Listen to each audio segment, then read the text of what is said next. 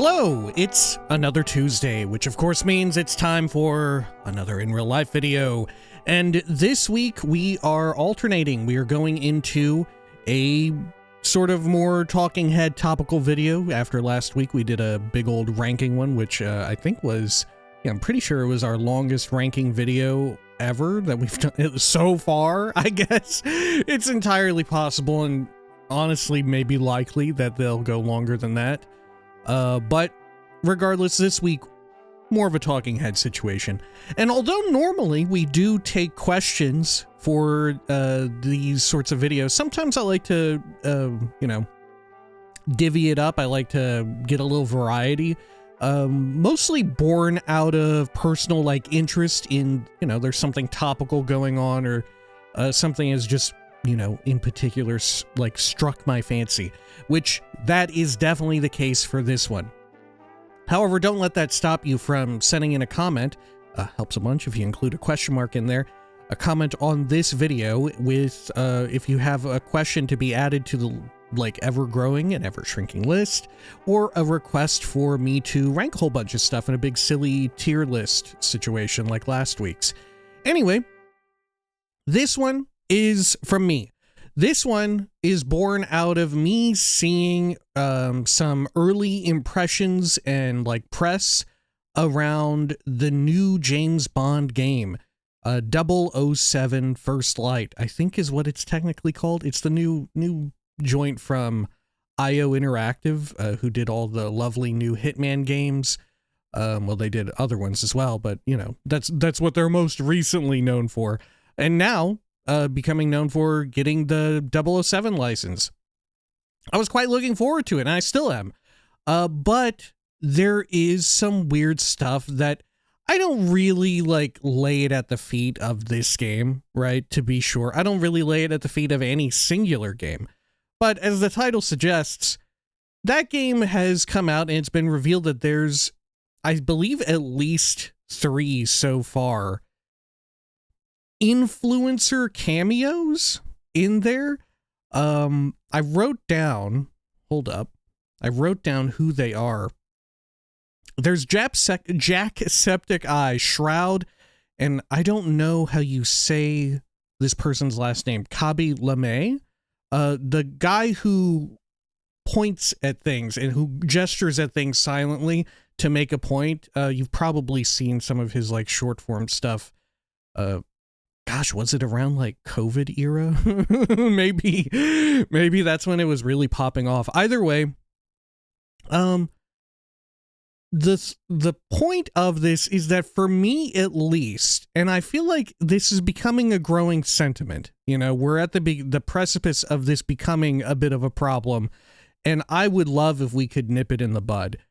But man, I feel like the influencer cameo situation that's in video games, it's becoming overbearing. It's becoming a bit much. We're getting a little too inundated with all these just which, I understand the irony of me being a small-time YouTube person being I don't want to see all these YouTube people who make exponentially more money than me or whatever. But I feel like it has to be said, and more folks are saying it. It's getting a little egregious. It's getting a little tacky and overbearing.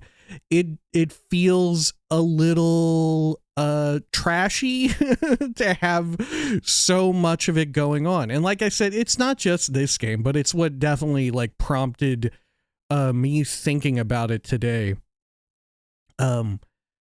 So, I don't lay it at the feet of any of the people in First Light. And in fact, I don't lay it really at the feet of really anyone who's been taking on these cameo roles, right? It's difficult for me to cast aspersions at them for this reason specifically. There's been plenty of past cameos from influencers where it's oh, actually turns out that this person is a monster. This person is actually a monster.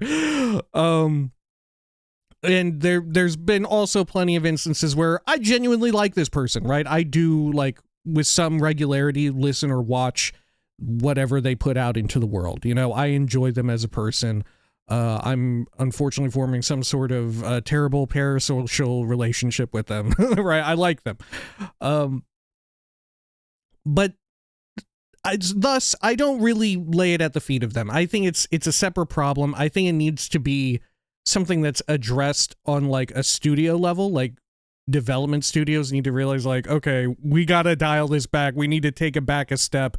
It's getting a little too wild out here with having all these people showing up in games.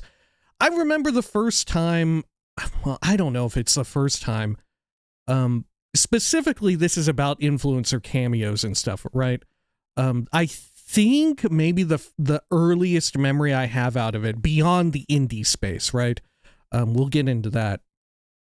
But beyond the indie space, I think was Witcher 3 with the farting rock troll dudes in the cave, right? They have like a side quest, and I really loved it at the time. I was a significantly younger man at the time, so of course I was attuned to like it, but there were 3 rock trolls, and although I would have thought that it would be Jesse Cox Dodger and John Bain Total Biscuit, it was actually Angry Joe. I'm assuming maybe he opted out of it. I don't know. I have no idea the logistics of it, but regardless, I remember liking that. I was like, hey, these are the people I like to watch on YouTube too. They're in my video game, right? As I get older, I feel like it's so weirdly pandery, you know? It feels like the studio has put these people on a pedestal and been like, guess what? We got your favorite court jester. Watch them dance for you. Don't you love to see them dance? We love it too.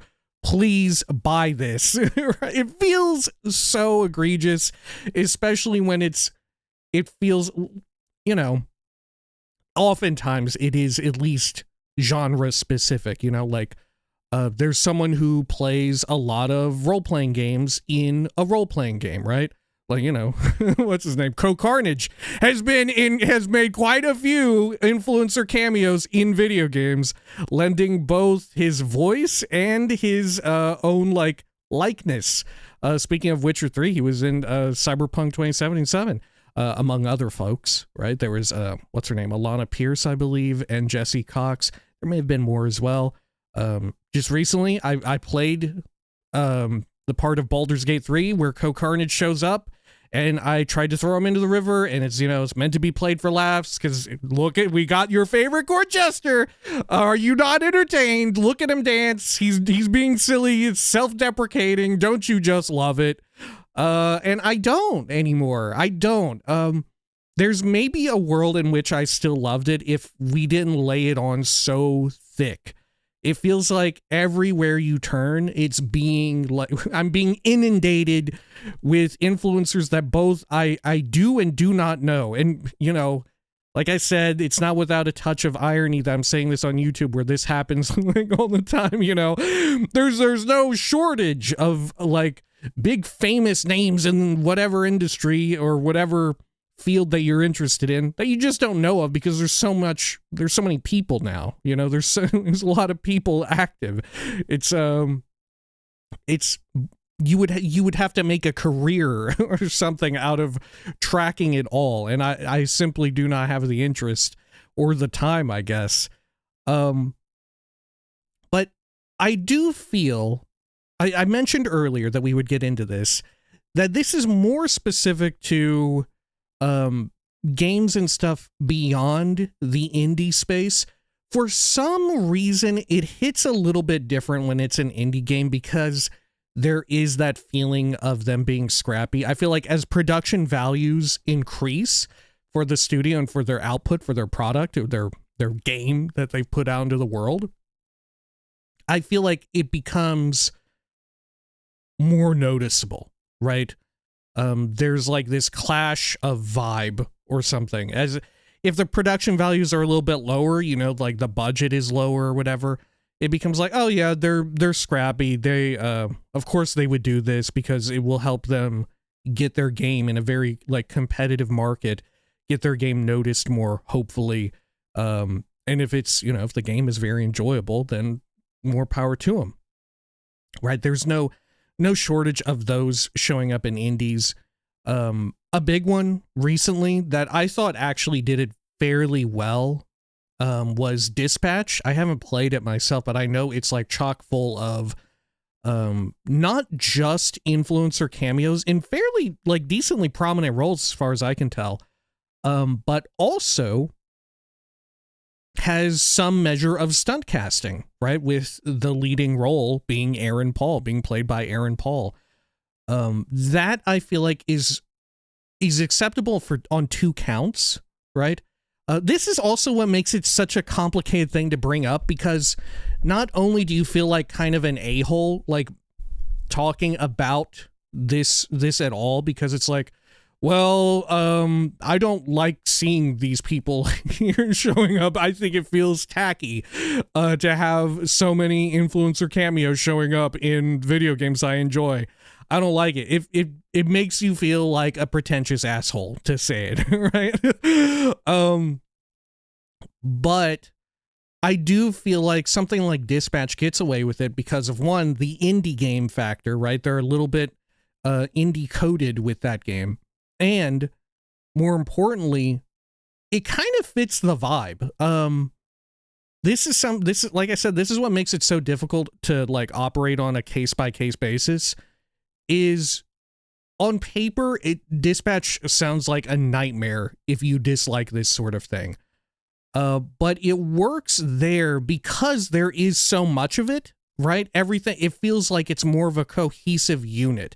It feels like everything is working together in tandem rather than, you know, oh, you just went into this cool area of our game where, guess what? This is where your favorite first-person competitive shooter player is here. That's right. Now you get to meet him. You know, look at him here. We paid him. We scanned in his likeness and everything. Is he a proper voice actor? No, but he sure wants to be, just like all of them, right? Just like every video game influencer, he sure wants to be one. Maybe this will help him get started. Don't you want to see that for your favorite little guy? You know, it feels like that times a million with how many of these are starting to crop up.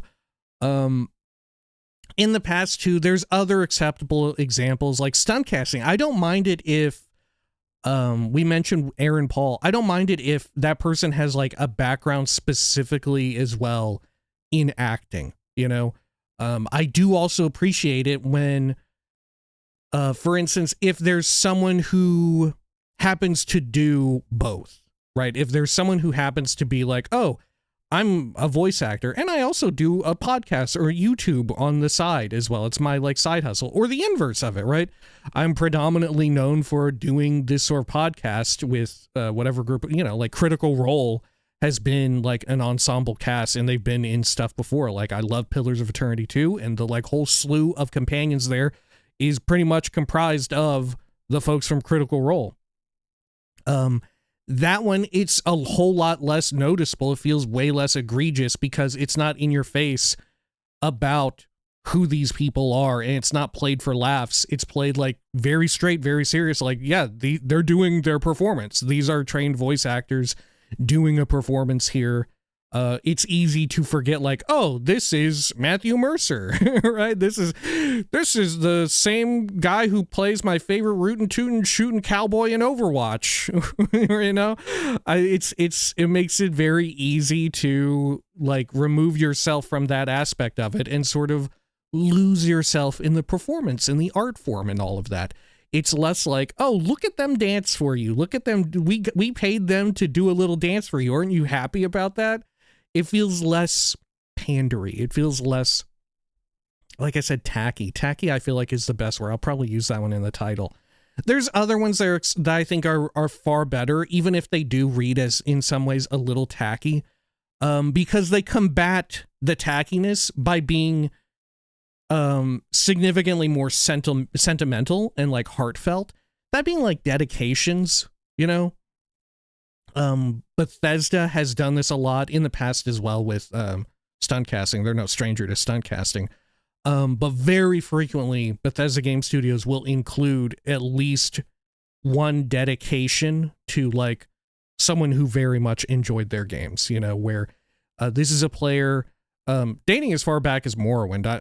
I don't know if they've done it in games prior, but I know in Morrowind, you can, for instance, among other things, you can collect some ashes early on out by the starting area that are a nod to a forum goer, right? Someone who really enjoyed the games. And it continues on. You know, I'm sure if you enjoy these games as much as I do, you're aware that Grandma Shirley has been face scanned and has done some recording, and she will be appearing in some minor role in Elder Scrolls 6. And I feel like that's acceptable, you know? I feel like it's heartfelt and sentimental enough. I feel like if it's done, when it's done so jokey and it's meant to be like a wink and a nod, I really don't care for it. I really don't care for it if it's played for laughs. I think the tone of how you're presenting it is so important in this, and frankly, I would rather just like we veer away from it if you don't think you can pull that off. If you don't think you can do that, just having like these unrelated influencers showing up in the game, it just sucks, man. There's starting to be so much of it. And like I said, there's another world in which we didn't arrive at this point where it didn't start feeling so egregious. And we could just sort of continue on. You know, we could just sort of keep doing it at sort of the same level as it appeared in Witcher 3. But then nowadays, I've become so inundated by it. Like I said, I look back retroactively at that game and I think about that quest and like, man, yeah, they were laying it on a little thick there. That was a little heavy with it. You know, it very much felt like, yeah, you know who this is? Huh? Right?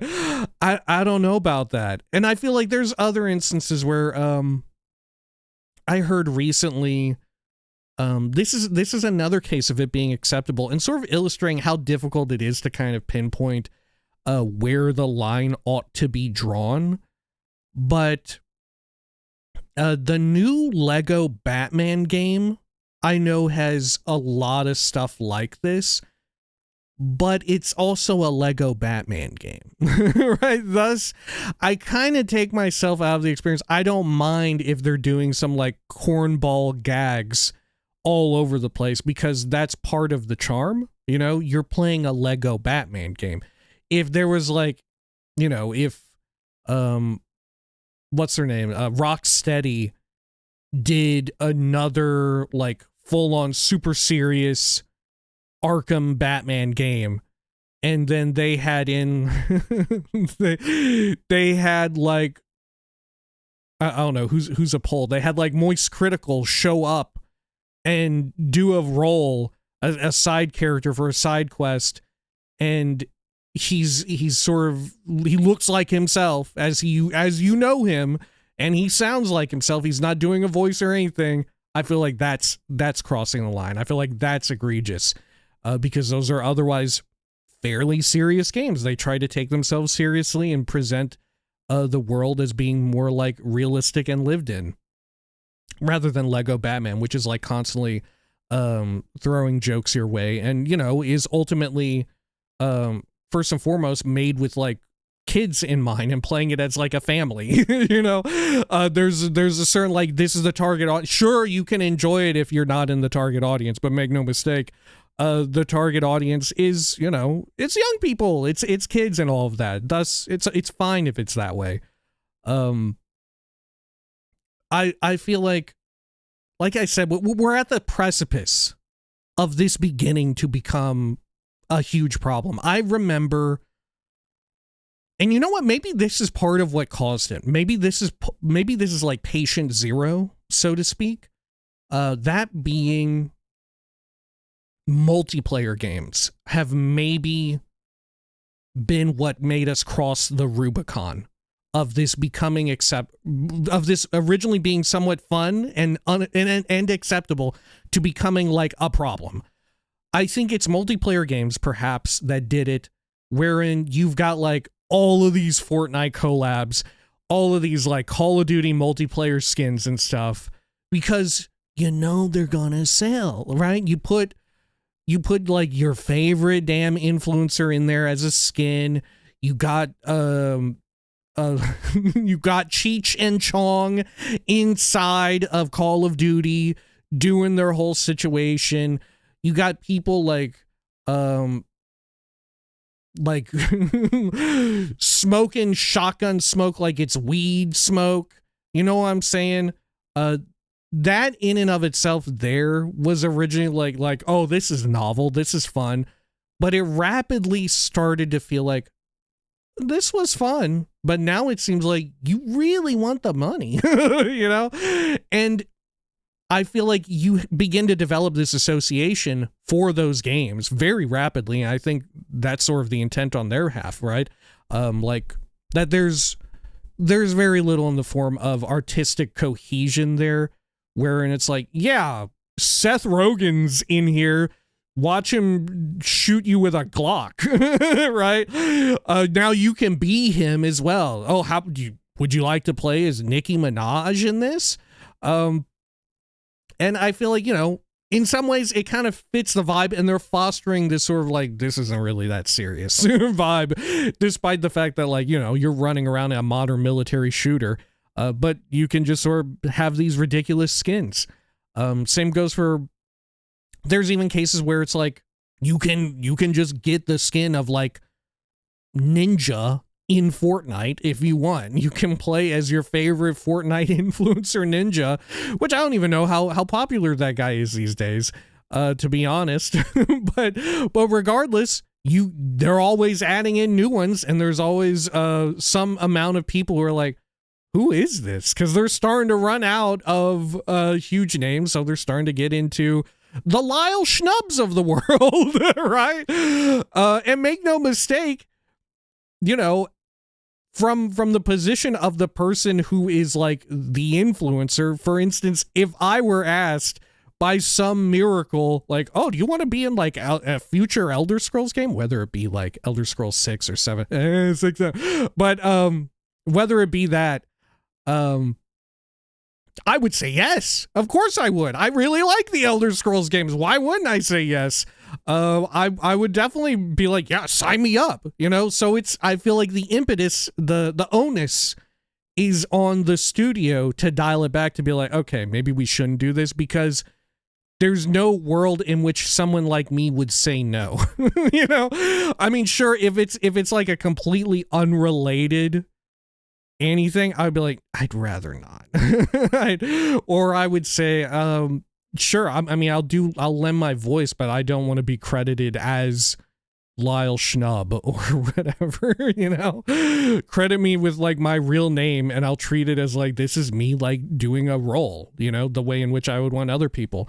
But make no mistake, if it's something that I'm particularly interested in, you know, then I'd be down. I'd be like, whatever you want me to do, I'm down to do it. I'm excited.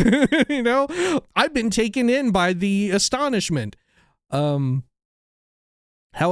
if it's something unrelated, like if it's a like car game, if it's a racing game, or like some sort of MOBA-esque involvement, you know, like if Valve rung me up on the phone, it was like, yeah, we want you to be in Deadlock. I'd be like, okay. I mean, I would do a voice or whatever, because sure, why not? But I wouldn't want to be in there as like me, which I don't think they would, you know, that's not really their modus operandi. Speaking of, that's not really something that they're quite known for doing. Stunt casting, sure. But having it be like influencer cameos and stuff, like this is the influencer side quest or whatever, they don't really do that.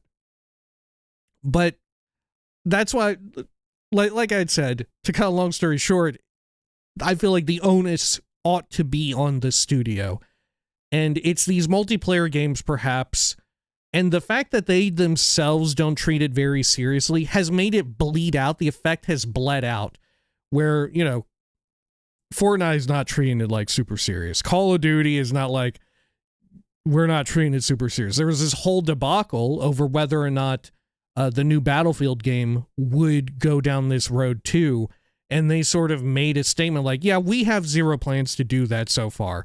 Something along those lines. And a lot of people were like, yeah, hey, my modern military shooter can still feel like a somewhat serious modern military shooter, despite the fact that you can jump out of a jet, shoot someone with a shotgun, and jump back in, you know? But it feels cohesive, right? It feels cohesive. It doesn't feel like they're setting you up to do that. It feels like you have taken the tools in a sandbox and made your own little castle or whatever, right? That, I think, is a very important distinction. I think maybe that just about covers it, right? Them bleeding it out, the sort of phenomenon where it feels like whenever you start to see, because you have this association of these multiplayer games, not treating it super seriously or whatever, or not even seriously, but treating it with a certain degree of respect for your own fictional world, you know, your own art which you have created and born forth into the world. If you don't treat it with some sort of integrity or respect, then, you know, the rest of the game starts to get that bleed out effect. And it's like, well, this isn't that serious, right? This is a bit of a goofy game. Then if someone else takes that sort of aspect and becomes associated with like, yeah, you know, they always have the weird collab skins and stuff. Then when someone else starts to do it, they get a little bit of that too through some sort of cultural osmosis. You know, it starts to feel like, well, our serious role-playing game has this area where there's a side quest and your favorite role-playing game influencer is here giving you a side quest. Isn't this funny? It starts to feel not too dissimilar from, oh, here's a skin for Snoop Dogg, right? It begins to feel like, obviously it's not one-to-one, but it does feel like there's a bit of a crossover. And I feel like in that sense, we've kind of tainted the waters, as it were. We've kind of made an oil spill and it's spreading out. And although it's not as bad because we're not directly on the damn oil rig, we're getting ducks covered in oil here and there. You know, we got to break out the Dawn. Got to get them a little rubbed up with the Dawn soap. The miracle that it is. But yeah, it feels like some sort of tedious brand placement almost, because the person feels like a brand. The person feels like a brand. It feels like putting... It feels like Alan Wake 1 having, was it Duracell or Energizer batteries in the game? You know, it feels a little like that. Like, you know, brand placement. You had to do this to make ends meet or whatever, right? But in this case, they didn't really need to. It was for a quick laugh. And like I said, maybe this is a little pompous of me, but I do feel like it brings down the experience. I feel like we got to dial it back now. Like I said, we crossed the Rubicon. We've entered this territory where it's becoming a little annoying. It's becoming a little annoying. That ought to do it for this one, right? Like I said, I saw this and I became a little impassioned about it. I still am personally interested in playing that James Bond game. It sounds like it's a good time. Like I said, I don't really